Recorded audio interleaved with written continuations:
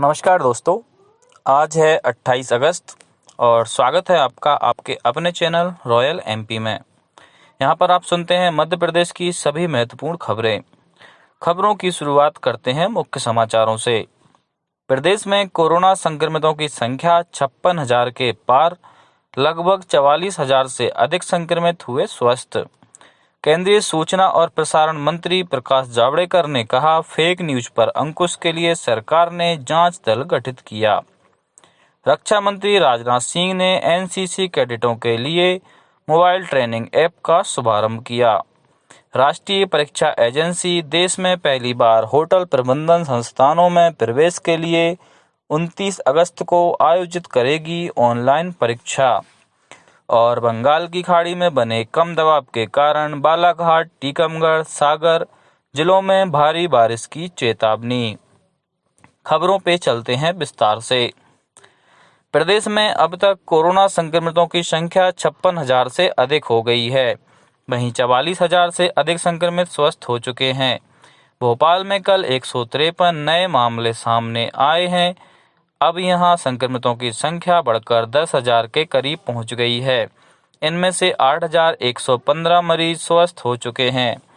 इंदौर में कल 171 नए मामले सामने आए। यहां संक्रमितों की संख्या 12,000 के पार जा चुकी है।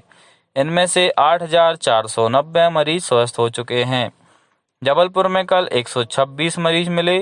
वहीं 110 मरीजों को स्वस्थ होने पर डिस्चार्ज किया गया।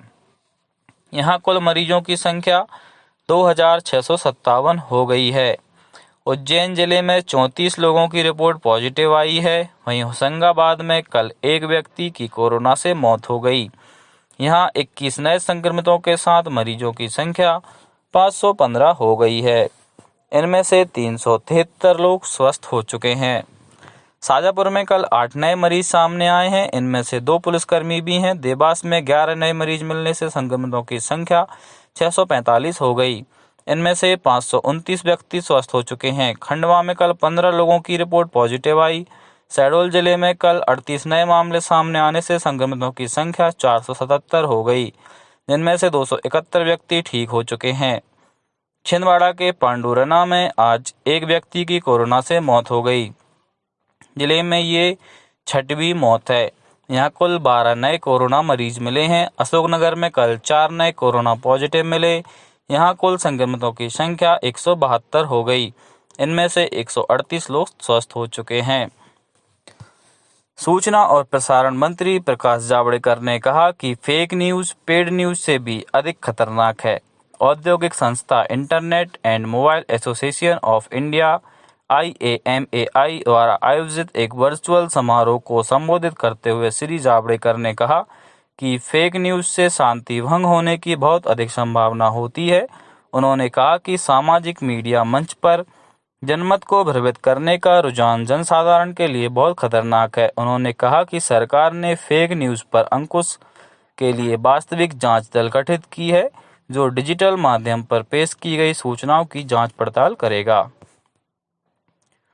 रक्षा मंत्री राजनाथ सिंह ने कोविड-19 महामारी के खिलाफ संघर्ष के दौरान कोरोना योद्धाओं के साथ काम करने के लिए 1 लाख से अधिक एनसीसी कैडेटों के योगदान की सराहना की।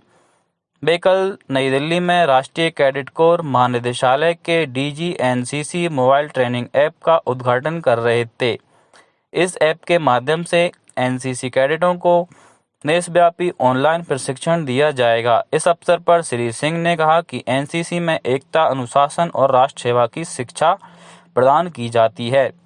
उन्होंने कहा कि अनेक एनसीसी कैडेट सफलता के शिखर पर पहुंचे हैं, जिनमें प्रधानमंत्री Narendra Modi, marshal of the air force Arjan Singh, विख्यात खिलाड़ी अंजलि भागवत, पूर्व विदेश मंत्री सुषमा स्वराज, पूर्व रक्षा मंत्री मनोहर पर्रिकर।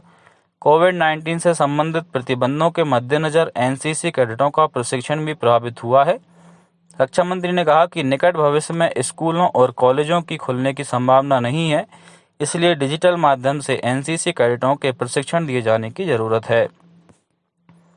पूर्व राष्ट्रपति प्रणब मुखर्जी के स्वास्थ्य में कोई बदलाव नहीं है और वह अभी भी गहरी बेहोशी की हालत में हैं। श्री मुखर्जी को गत 10 अगस्त को सेना के रिसर्च एंड रेफरल अस्पताल में भर्ती कराया गया था।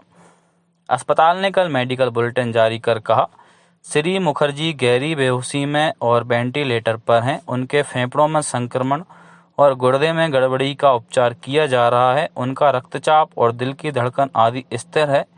पूर्व राष्ट्रपति के मस्तिष्क में जमे खून के थक्के को हटाने के लिए पिछले दिनों उनका ऑपरेशन किया गया था।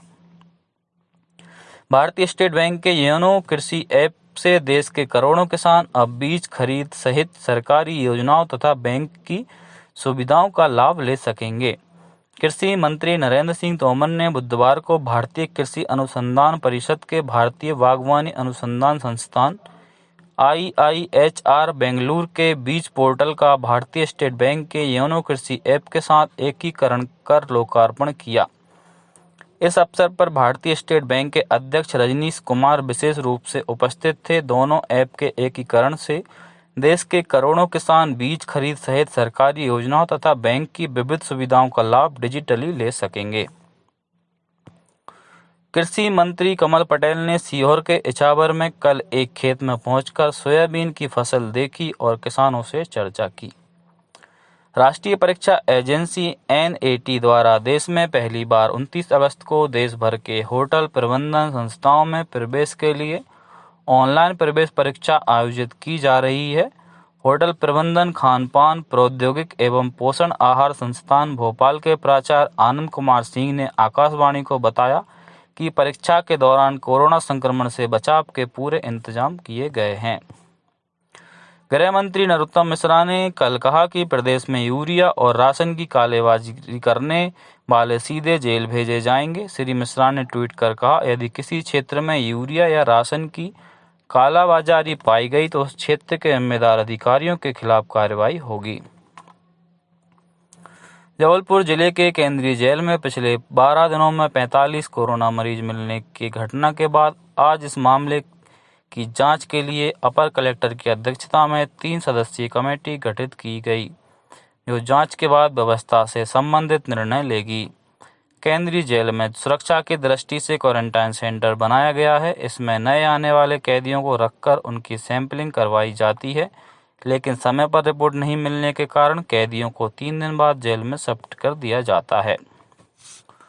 बंगाल की खाड़ी में बने कम दबाव के कारण बुंदेलखंड अंचल सहित प्रदेश के कुछ अन्य स्थानों पर वर्षा हुई। सबसे अधिक बारिश पर्यटन नगरी खजुराहो में दर्ज की गई, जहां 4 इंच से अधिक वर्षा रिकॉर्ड की गई। राजधानी भोपाल में सुबह से ही आसमान में बादल छाए हुए थे। वहीं छतरपुर में कल जोरदार बारिश हुई, इससे केन और धशान नदियां उफान पर हैं। पन्ना में रुक रुक कर बारिश हुई, लोगों ने मुश्किलें बढ़ा दी हैं। यहाँ कई नदियां नालों का जलस्तर बढ़ गया है। मौसम विभाग ने चेतावनी दी है कि आगामी 24 घंटों में बालाघाट, टीकमगढ़, दमोह और सागर में अत्यधिक भारी वर्षा हो सकती है। वहीं राजगढ़, शाजापुर, गुना, अशोकनगर जिले में भारी बारिश तथा चंबल संभाग, सीहोर, भोपाल, हरदा, रतलाम, उज्जैन, देवास, नीमच, मंदसौर, ग्वालियर, दतिया जिलों में गरज चमक के साथ बिजली चमकने की संभावना है। तो आज के समाचारों में इतना ही। उम्मीद है आपको वीडियो पसंद आया होगा। कल मिलते हैं। धन्यवाद।